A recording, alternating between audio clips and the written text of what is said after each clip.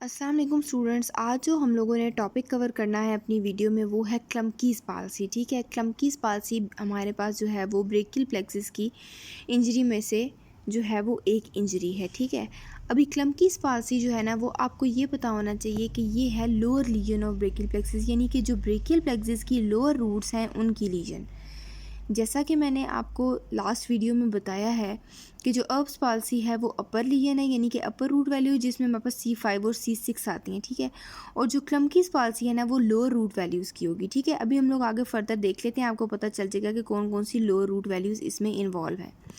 बच्चे फर्स्ट आपको पता होना चाहिए कि हमें किसका सेकंड नेम पढ़ेंगे कि स्कोर क्या कहा जाता है, रूट वैल्यूज़ की क्या है, कॉज क्या और एरिया अफेक्टेड क्या है। ठीक है, तो बच्चों जो क्लम्कीज़ पाल्सी है उसको हम लोग क्लॉ हैंड भी बोलते हैं। ठीक है, वो भी फर्दर आपको पता चलेगा कि क्लॉ हैंड क्यों बोलते हैं। तो मैं सबसे पहले आपको इसकी पोजीशन बता दूं कि क्लॉ हैंड बेसिकली किसको कहा जाता है। बच्चे ये है हमारे पास क्लॉ हैंड। ठीक है, आप लोग देख सकते हैं क्लम्कीज़ पाल्सी, क्लॉ हैंड, ये सब जगह पर हमारे पास क्लॉ हैंड कुछ इसी तरह से बना हुआ है। तो ये पोजीशन आपको याद होनी चाहिए। ठीक है, जब भी कोई पर्सन आपसे एकदम से पूछे कि क्लॉ हैंड क्या है या क्लम्कीज़ पाल्सी क्या है तो आपको माइंड में ये फिगर आ जानी चाहिए और उसके बाद जो है वो आपको सारी चीज़ें माइंड में आ जाएंगी।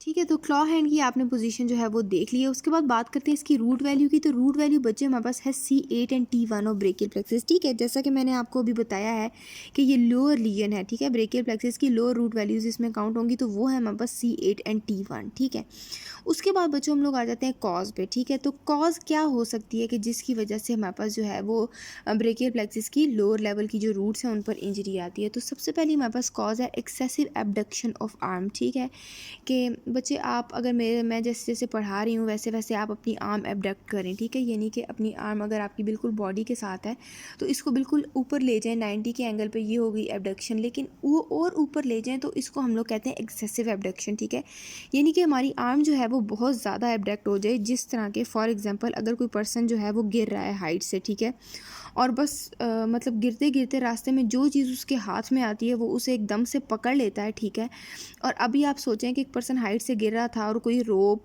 कोई स्टिक, कोई रॉड, कोई ग्रिल उसके हाथ में आई है और उसने एकदम से वो हाथ पकड़ा है, तो हाथ और आर्म उसकी ऊपर ही रह जाएगी, यानी कि उसने उधर से पकड़ा हुआ होगा और पूरा जो पर्सन है ना वो नीचे लटक रहा होगा। ठीक है, तो इससे क्या पता चलता है कि हमारी आर्म जो है वो कितनी ज़्यादा एबडक्ट हो रही है। ठीक है, तो इसको बोलते हैं एक्सेसिव एबडक्शन। ठीक है, तो जब ये एक्सेसिव एबडक्शन होती है तो हमारे पास जो है वो ब्रेकियल प्लेक्सिस के C8 और T1 के लेवल पर जो है इंजरी आती है। ठीक है, होपफुली आपको ये बात समझ आ गई होगी। ये जो मैंने समझाने की कोशिश किया कि एक पर्सन जो है वो गिर रहा है और गिरते गिरते रास्ते में कोई भी चीज़ उसके हाथ में आ गई है, कोई रोप आ गई है, कोई रॉड आ गया, उसने उस पर पकड़ लिया है और बस उसने उस हाथ से पकड़ा हुआ और बाकी जो है वो उसका पूरी जो है बॉडी है वो लटक रही है। ठीक है, स्पेस में, तो उसकी जो है वो आर्म ओवर एबडक्ट हुई हुई है। ठीक है, एक्सेसिव एबडक्ट हुई हुई है, ये इसकी एक कॉज होती है। ठीक है, सेकंड क्या कॉज है, प्रेजेंस ऑफ सर्वाइकल रिब। आपको पता है जो सर्वाइकल रिब है बच्चे, आप लोगों ने थॉरक्स में जब पढ़ेंगे तो उसमें पढ़ेंगे कि जो हमारे पास सर्वाइकल रिब होती है ना, जो नॉर्मली फर्स्ट रिब होती है ना, इसके भी एक ऊपर रिब होती है, वो कुछ लोगों में प्रेजेंट होती है। ठीक है, तो जो सर्वाइकल रिब होती है ना उसकी प्रेजेंस भी समटाइम जो है वो कॉज करती है, क्योंकि वो बिल्कुल जो है वो ब्रेकियल प्लेक्सिस के पास आ रही होती है। ठीक है, दूसरा ये कि malignant metastasis from the lungs. तो मेलिग्नेंट मेटास्टेसिस क्या होता है बच्चों, एक तो मेलिग्नेंट आपको पता है कैंसर होता है। ठीक है, मेलिग्नेंट ट्यूमर्स कैंसर्स को कहा जाता है। ठीक है, मेटास्टेसिस वो वाले कैंसर्स होते हैं जो एक बॉडी में एक जगह से जो है वो दूसरी जगह पर ट्रैवल करते हैं। ठीक है, तो बॉडी का कोई भी ऐसा ट्रैवलिंग कैंसर जो कि हमारे पास लंग्स से आ रहा होगा तो वो ऊपर की तरफ जब ट्रैवल करेगा तो वो इस एरिया में आएगा। ठीक है, जहाँ पर हमारे पास ये जो ब्रेकियल प्लेक्सिस वाला बनता है, आपको पता है लंग्स ये हमारे कहाँ से, ये इधर बिल्कुल क्लेविकल के थोड़े से नीचे से बिल्कुल लंग्स स्टार्ट हो जाते हैं और इसी के करीब शोल्डर के तरफ चले जाएँ तो ब्रेकियल प्लेक्सिस पड़ी होती है। ठीक है, तो जब हमारे पास लंग्स से मेटास्टेस करेगा ट्यूमर, मेलिग्नेंट ट्यूमर, तो वो हमारे पास ब्रेकियल प्लेक्सिस के लेवल पर आ सकता है। ठीक है, तो वो भी कॉज कर सकता है क्या चीज़, क्रम्कीज़ पाल्सी।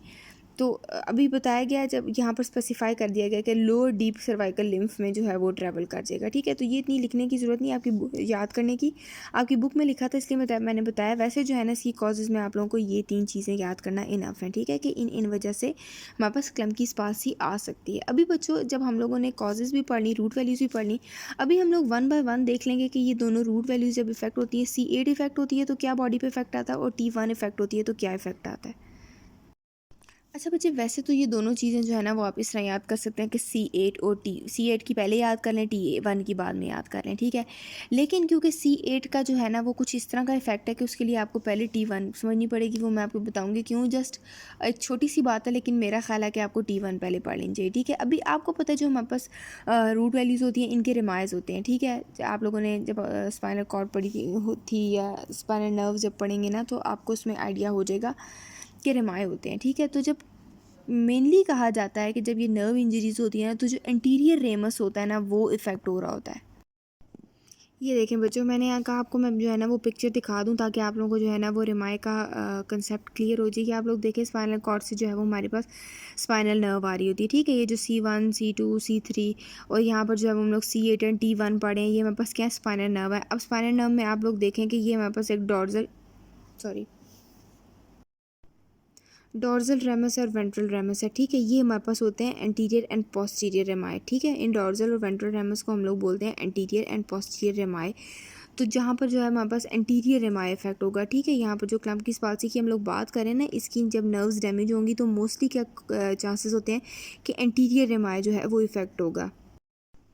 वैसे जो डॉर्सल होता है ना वो पोस्टीरियर रिमाय होता है, ठीक है। और वेंट्रल जो है वो इंटीरियर होता है। मैंने कहा मैं आपको इस तरह से बता दूं ताकि कंफ्यूज ना हो कि वहाँ पर मैं इंटीरियर की बात करूँ, यहाँ डॉर्सल और वेंट्रल गिवन है, ठीक है। तो बच्चे जो डॉर्सल रेमस होता है उसको हम लोग बोलते हैं पोस्टीरियर रेमस, और जो वेंट्रल होता है उसको बोलते हैं एंटीरियर रेमस। तो यहाँ पर जो हमारी नर्व्स इफेक्ट हो रही हैं उनका हमारे पास वेंट्रल रेमस यानी कि एंटीरियर रेमस जो है वो इफेक्ट हो रहा है। अभी हम लोग फर्दर जो है वो इस पर चले जाते हैं कि किस तरह से।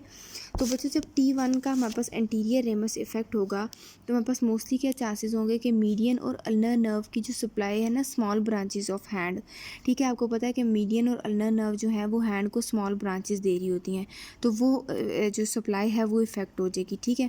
उसके बाद हम लोग आ जाते हैं हैंड की पोजीशन पे, ठीक है। जब इन नर्व्स ने हैंड के को स्मॉल ब्रांचेस देना ख़त्म कर दी, यानी कि छोटी छोटी जो सप्लाई मिल रही है हैंड को वो ख़त्म हो गई है, तो हमारे पास क्या होगा कि MCP जॉइंट्स पर हाइपर एक्सटेंशन होगी। MCP मीन्स मेटाकार्पोफिलेंजियल जॉइंट, ठीक है, यानी कि मेटाकार्पल और जो फिलेंजिस के हमारे पास जॉइंट्स हैं, ठीक है। तो मेटाकार्पोफिलेंजियल जॉइंट्स का आपको पता है कि हैंड में हमारे पास इस लेवल पर रिस्ट के करीब के हमारे पास कार्पल्स होते हैं, उससे आगे हमारे पास होते हैं मेटाकार्पल्स और फिर हमारे पास स्टार्ट हो जाते हैं फिलेंजिस, ठीक है। तो ये जो मिड वाली जगह आ रही है ना जहाँ पर मेटाकार्पल्स होते हैं और जो फिलेंजिस होते हैं, इनके दरमियान के जो जॉइंट्स हैं ना उन पर हमारे पास क्या आ जाती है, हाइपर एक्सटेंशन आ जाती है। और इंटरफिलेंजियल जॉइंट यानी कि ये जो हमारे जॉइंट्स बन रहे होते हैं, ठीक है, 3 फिलेंजिस होती हैं आपको पता है। तो जो हमारे पास इंटरफिलेंजियल जॉइंट्स होते हैं ना उन पे हमारे पास क्या हो जाती है, फ्लेक्जन हो जाती है, यानी कि फिलेंजिस के दरमियान में जो जॉइंट्स होते हैं। बच्चों मैंने कहा अगेन मैं आप लोगों को जो है ना वो ये पिक्चर दिखा दूँ। ये हमारे पास मैंने आपको बताया ना रिस्ट के करीब कार्पल्स होते हैं, आगे होते हैं मेटाकार्पल्स, और ये जो 3 है ना ये हमारे पास होती हैं फिलेंजिस, ठीक है। अभी जो ये मेटाकार्पल और फिलेंजिस के दरमियान में ये वाला जॉइंट बन रहा है, ठीक है, इस जॉइंट को हम लोग कहते हैं मेटाकार्पोफिलेंजियल जॉइंट, ठीक है। और जो ये 3 फिलेंजिस के दरमियान में 2 जॉइंट्स बन रहे हैं ना इनको हम लोग कहते हैं इंटरफिलेंजियल जॉइंट। अब इसको कहा जाता है इसको कहा जाता है डिस्टल इंटरफिलेंजियल और इसको कहा जाता है प्राइमरी इंटरफिलेंजियल, ठीक है। लेकिन इधर जो है वो अलग अलग की बात नहीं हुई, ठीक है। बात हुई है कि मेटाकार्पोफिलेंजियल जॉइंट ये जो इन दोनों का बन रहा है इस पर क्या होगी कि हाइपर एक्सटेंशन हो जाएगी, और इन दोनों जॉइंट्स जो हैं इन पर क्या हो जाएगी, फ्लेक्जन हो जाएगी, ठीक है। यानी कि सारी फिंगर्स के इन जॉइंट्स पर फ्लेक्जन हो जाएगी, इंटरफिलेंजियल जॉइंट्स पे फ्लेक्जन और मेटाकार्पोफिलेंजियल जॉइंट्स पे हाइपर एक्सटेंशन, ठीक हो गया। तो जब ये दोनों चीज़ें जो है वो एट अ टाइम हो रही होती हैं तो हमारे पास जो हैंड होता है ना वो क्लॉ हैंड अपीयरेंस देता है, ठीक है। ये आप लोग देख सकते हैं। मेटाकार्पोफिलेंजियल पे क्या हो गया, हाइपर एक्सटेंशन हो गई यहाँ पर, और इंटरफिलेंजियल पे क्या हो रहा है, ये हमारे पास फ्लेक्जन हो रही है। तो ये हमारे पास जो है ये क्लॉ हैंड लाइक अपीयरेंस आना शुरू हो जाती है। और लॉस ऑफ सेंसेशन किस जगह पे होता है, मीडियल साइड ऑफ आर्म पे, ठीक है। मसल्स जो से इफ़ेक्ट हो रहे हैं उनकी वजह से ये जॉइंट्स की पोजीशन बन जाएगी, ठीक है। और सेंसेशन क्या है, जो हमारे पास आर्म की मीडियल साइड है ना उसकी सेंसेशन जो है वो इफ़ेक्ट हो जाएंगी। अभी बच्चों हम लोग आ जाते हैं C8 पे कि वो इफ़ेक्ट होगी तो वो हमारे पास साथ क्या क्या इफ़ेक्ट देती है, लेकिन मोस्टली चांसेस ये होते हैं कि T1 ही इफ़ेक्ट होगी, ठीक हो गया। अभी जब C8 इफ़ेक्ट हो रही है ना उसका भी एंटीरियर रेमस नहीं इफ़ेक्ट होना है, तो उसका जो एनेस्थीसिया वाला इफ़ेक्ट है यानी कि जो हम लोगों ने अभी सेंसेशंस की बात की थी वो हमारा जो है ना कुछ ग्रेटर लेवल पे हो जाता है, ठीक है। उसमें हमने क्या T1 में हमने बात अभी की है कि वो हमारे पास मीडियल साइड ऑफ आर्म की सेंसेशंस को इफ़ेक्ट कर रहा होता है, तो C8 जो है ना medial side of four arm और हैंड को भी कवर कर रहा होता है, ठीक है। T1 पहले कराने का यही मकसद था कि आपको पता चले कि T1 जो है ये खाली आर्म को की सेंसेशन को, यानी कि एल्बो से ऊपर ऊपर का जो एरिया है उसकी सेंसेशन को इफेक्ट करेगा मीडियल साइड पे, ठीक है। लेकिन जो C8 है वो उसमें T1 पे आर्म तो इंक्लूड होगी, लेकिन जो C8 है उसकी वजह से फोर आर्म और हैंड की मीडियल साइड भी जो है वो इफेक्ट हो जाएंगी, और उसके अलावा जो मीडियल 2 फिंगर्स होती हैं हमारी, ठीक है, मीडियल 2 फिंगर्स जो हैं उनको भी जो है वो सेंसरी इफेक्ट आएगा।